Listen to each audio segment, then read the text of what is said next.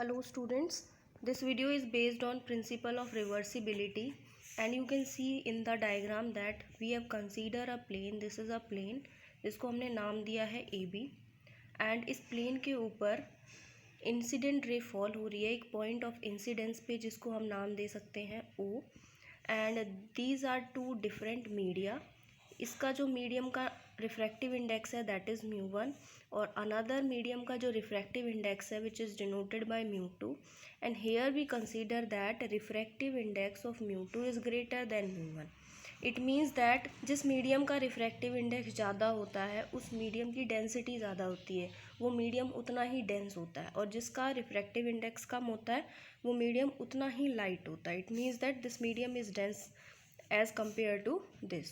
So incident ray when fall on a plane AB, it makes normal which is perpendicular to the plane and incident ray always makes an angle of incidence with the normal angle। कभी भी plane के साथ नहीं बनता, हमेशा normal के साथ बनता है। और जब एक ray रेयरर मीडियम से डेंसर में जाएगी तो it will bends towards the normal की टूवर्ड्स बेंड होगी। एंड क्योंकि हमने यहाँ पे एक मिरर रखा हुआ है सो उस मिरर के टकराने के बाद वो जो रे है रिफ्रैक्टेड रे अपने पाथ को रिट्रेस कर जाएगी, जिस पाथ से वो आई थी उसी पाथ से वो वापस चली जाएगी। So from here we conclude that कि प्रिंसिपल ऑफ रिवर्सिबिलिटी कहता है कि जो फाइनल पाथ होगा लाइट रे का suffering a number of refraction या रिफ्लेक्शन, क्योंकि ये फाइनल पाथ है, यहाँ पे ज़रूरी तो नहीं है कि लाइट रे इसी एक ही उसमें डायरेक्शन में आएगी, रिफ्रैक्शन हो रहा है मतलब इस तरीके से लाइट रेज और भी होंगी, तो वो मिरर के प्लेस होने की वजह से अपने फाइनल पाथ को रिट्रेस कर जाएगी। This is called the principle of reversibility. अगर हम स्नेल्स लॉ लगाते हैं एट पॉइंट ओ पे फॉर इंसिडेंस रे के लिए, सो स्नेल्स लॉ क्या कहता है? स्नेल्स लॉ स्टेट्स दैट कि साइन आई अपॉन साइन आर का जो रेशो होता है which is equals to refractive index μ1/2, यही होता है Snell's law. So if a mirror is placed normally to the path of refracted ray then refracted ray O B, और refracted रे जो है हमारे पास ओ बी, इसको नाम दे दिया ओ बी, इसको कुछ और कंसीडर कर लो, O B will be refracted back and follow the same path, इसी पाथ को ये फॉलो कर जाएगी। सो अब अगर हम स्नेल्स लॉ लगाएं रिफ्रैक्टेड रे के लिए, ये जो स्नेल्स लॉ लगाया हमने वो इंसिडेंस रे के लिए लगाया जब वो इस तरीके से आई, लेकिन अब हम दोबारा स्नेल्स लॉ लगा रहे हैं जब वो रे वापस जा रही है, तो इस केस में जो स्नेल्स लॉ होगा that is sine R upon में sine I is equals to μ2/1। अब ये हो गई कंडीशन, तो जब हम इन दोनों इक्वेशंस को मल्टीप्लाई कर देंगे that is sine I upon sine R multiply by sine R upon sine I is equals to μ1/2 multiply by μ2/1। So ये टर्म्स कैंसिल आउट होने के बाद हमारे पास बच जाएगा μ1/2 इंटू μ2/1 इज इक्वल्स टू 1, और we can write it as μ1/2 is equals to 1 upon 2μ1, और इसका जो रेसिप्रोकल होगा वो हमारे पास इसके इक्वल होगा 2μ1 is equals to 1 upon μ1/2। So we use this equation for proving I is equals to E, मतलब fraction through a glass slab जो हम करते हैं उसके अंदर हम ये प्रूव करते हैं कि angle of incidence is equals to angle of emergence, तब वहाँ एक कंडीशन आती है μ1/2 रिफ्रैक्टिव इंडेक्स की, तो वहाँ हम ये चीज़ कहाँ से इक्वल टू 1 लिखते हैं because of principal of reversibility. So now refractive index is a characteristic property, जो ये रिफ्रैक्टिव इंडेक्स है ये एक करेक्टरिस्टिक प्रॉपर्टी है मीडियम की। मीडियम के बारे में ही बताता है रिफ्रैक्टिव इंडेक्स की, कौन सा मीडियम कितना थिक है और कौन सा लाइट है, जिसकी वैल्यू डिपेंड करती है nature of the material of the medium पे और उसके कलर पे और उसकी वेवलेंथ पे। सो ये तो था अबाउट प्रिंसिपल ऑफ रिवर्सिबिलिटी। इसी कंडीशन का यूज़ करके हम प्रूव करेंगे angle of i is equals to angle of e in case of refraction through glass slab. So consider a glass slab, ये हमारे पास एक ग्लास स्लैब है KLMN जिसकी थिकनेस T है, AB हमारे पास इंसिडेंट रे है जो कि KN प्लेन के ऊपर फॉल हो रही है at a point of incidence, this is point of incidence, and it makes an angle of incidence with the normal. Normal is the perpendicular which is perpendicular on the KN plane. So this रे gate refracted along BC. जब एक medium से दूसरे medium में रे travel करती है and you know that air is lighter than glass, so refractive index air का कम है एज़ कम्पेयर टू ग्लास. तो जब लाइटर से डेंस में मीडियम में हमारी लाइट रे जाती है तो it will bends towards the normal. So the light ray, the incident ray get refracted along BC at an angle of refraction. So this is an angle of refraction. Angle of refraction भी normal के साथ ही बनेगा. Never कोई भी angle कभी भी plane के साथ नहीं बनेगा. So इस plane के लिए अगर हम Snell's law apply करते हैं at B, applying Snell's law at B, तो उस केस में हमारे पास होता है sine I upon sine r is equals to refractive index.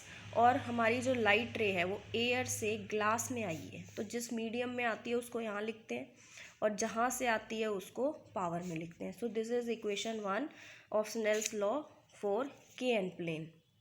Now अगर हम सेकेंड प्लेन की बात करें तो यही रिफ्रैक्टेड रे इस प्लेन के लिए इंसिडेंस रे का काम करेगी. अगेन इसके ऊपर फॉल होगी और अगेन नॉर्मल बनेगा इसके साथ which is perpendicular to the LM plane. So it makes an angle of incidence with the normal, but ये angle of refraction and this angle are alternating opposite angles. So हमने angle R को इसके बराबर लिख दिया and जब कोई भी रे डेंसर से लाइटर मीडियम में जाती है it will bends away from the normal. तो जो रे इस तरीके से बेंड हो रही थी पहले, अब वो इस तरीके से बेंड हो रही है क्योंकि glass is denser then air. अब दोबारा वो डेंसर से रेयरर में जा रही है, अब कंडीशन अपोजिट हो गई. So we can say that the BC ray falls on LM face at an angle R and get refracted along CD. This is CD ray at an angle of E. E is the angle of emergence. So again apply करेंगे हम Snell's law. Snell's law करेंगे apply हम applying at C के लिए Snell's law apply करेंगे तो sine R upon में sine E which is equals to refractive index. इस बारी हमारी जो लाइट रे है वो एयर में आ रही है और कहाँ से आई है, ग्लास से, तो इस तरीके से लिखेंगे हम. This is equation second and now multiply both the equations. Then we have sine I upon sine R multiply by sine R upon sine E which is equals to mu AG multiply by mu GA. And this is the same condition जो कि हमने principal of reversibility में prove करी थी, क्योंकि 1 mu 2 यहाँ पे क्या है, एयर और ग्लास 1 2 की जगह, and 2 mu 1 again glass and air. So दोनों का जो प्रोडक्ट होगा which is equals to 1. So अब by the principle of reversibility हम इसके प्रोडक्ट को 1 के इक्वल लिख सकते हैं एंड साइन आर से साइन आर कैंसिल आउट हो जाएगा. Then now we can write it as sine I is equals to sine E. Sine से साइन कैंसिल हो जाएगा. Then angle I is equals to angle E.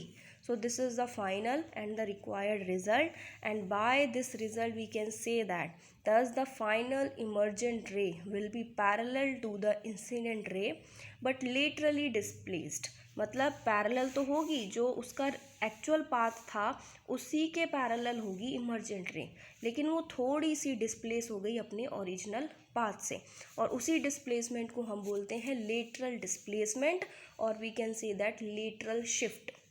लेकिन अगर हमें numerically lateral shift की value find out करनी हुई कि कितनी रे डिस्प्लेस हुई है, कितनी वैल्यू से डिस्प्लेसमेंट उसके अंदर हुई है, वो हम कैसे फाइंड आउट करेंगे. So you can see in the diagram हमने यहाँ पे CE एक परपेंडिकुलर ड्रॉ किया है. C is perpendicular on the AB produced such that C is equals to D, और इसको हमने कंसीडर कर लिया स्मॉल d के बराबर, जिसकी वजह से जो angle CB, this is angle B and this is E, जो CBE ये जो एंगल हुआ हमारे पास जिसको हमने डेल्टा से डिनोट किया है, इसको बोलते हैं हम angle of deviation. You can see that कि जो रे इस तरीके से जानी चाहिए थी, ये इसका एक्चुअल पाथ था, अब वो इस तरीके से डेविएट हो गई. सो इतना उसके अंदर इतने एंगल का उसमें डेविएशन आया है। सो यहाँ से हम क्या लिख सकते हैं कि angle R plus angle delta which is equals to angle I, क्योंकि अगर हम ये देखें this is angle of incidence and this complete angle is opposite angles, vertically opposite angles. तो वर्टिकली अपोजिट एंगल्स क्या होते हैं, बराबर। तो यहाँ से हम क्या लिख सकते हैं कि angle R plus angle delta is equals to angle I, and delta की जो वैल्यू आई यहाँ से that is I minus R. ये हमारे पास हो गई फोर्थ इक्वेशन। लेकिन आप अगर इस ट्राइंगल में देखो सी ई एंड बी, इस ट्राइंगल में अगर आप देखो तो this is angle delta and you can write it as C E upon B C. C E upon B C क्या बन गया यहाँ पे, साइन डेल्टा के इक्वल आ गया। सी ई को हमने कंसीडर किया है small D and B C को एज इट इज़ लिख रहे हैं क्योंकि बी सी की कोई वैल्यू गिवन नहीं है और ना हमने कंसीडर करी, which is equals to sine, और डेल्टा की जो हमने वैल्यू निकाली that is I minus R. और जब हम क्रॉस मल्टीप्लाई करेंगे तो यहाँ से हमारे पास इक्वेशन आ जाएगी D is equals to B C sine I minus R. So this is equation fifth. Now in triangle B F C, अब इस ट्राइंगल में देखो, इस ट्राइंगल के अंदर ये 90 डिग्री का एंगल है, ये एंगल ऑफ रिफ्रैक्शन है। सो इस ट्राइंगल के लिए हम लिख सकते हैं B F upon B C is equals to cos R. Cos R this is angle of refraction, और ये हो गया बेस, ये परपेंडिकुलर, ये हाइपोटेन्यूस। कॉस होता है हमारे पास परपेंडिकुलर अपॉन, कॉस होता है हमारे पास, this is sine and this is cos, base upon hypotenuse. So we can write it as B F, this is B F upon में B C which is equals to cos are.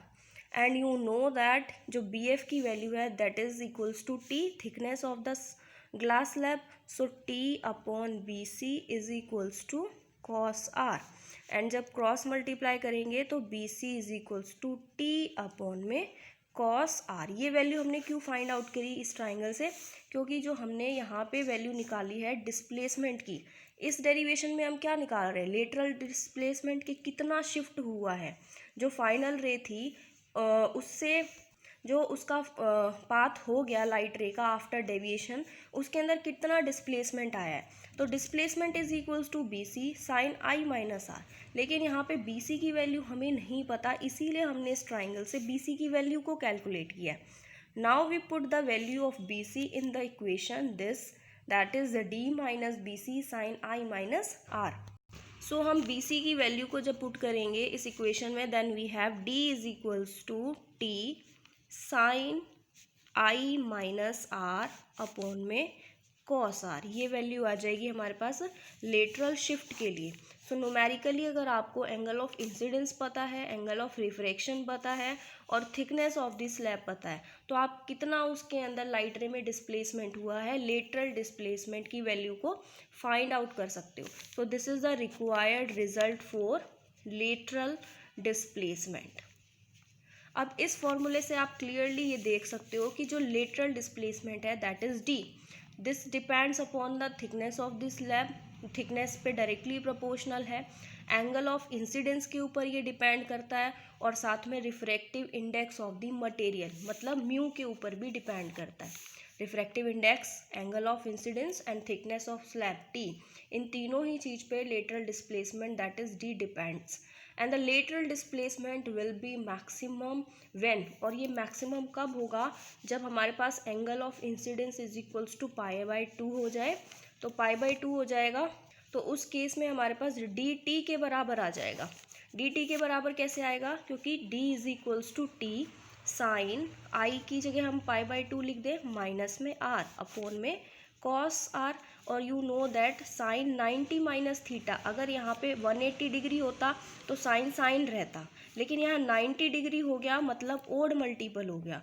Odd multiple में क्या होती है, जो sign है वो cos में change हो जाता, और जो अगर कॉस होता है यहाँ पे वो साइन में चेंज हो जाता है। तो हम लिख सकते हैं टी कॉस आर अपॉन में कॉस आर। कॉस आर से कॉस आर कैंसिल आउट हो गया। So lateral displacement is equals to T, और ये वैल्यू हमारे पास मैक्सिमम होगी जब angle of incidence pi by 2 के बराबर होगा। So this is all about expression of lateral shift and refraction through glass slab and principle of reversibility.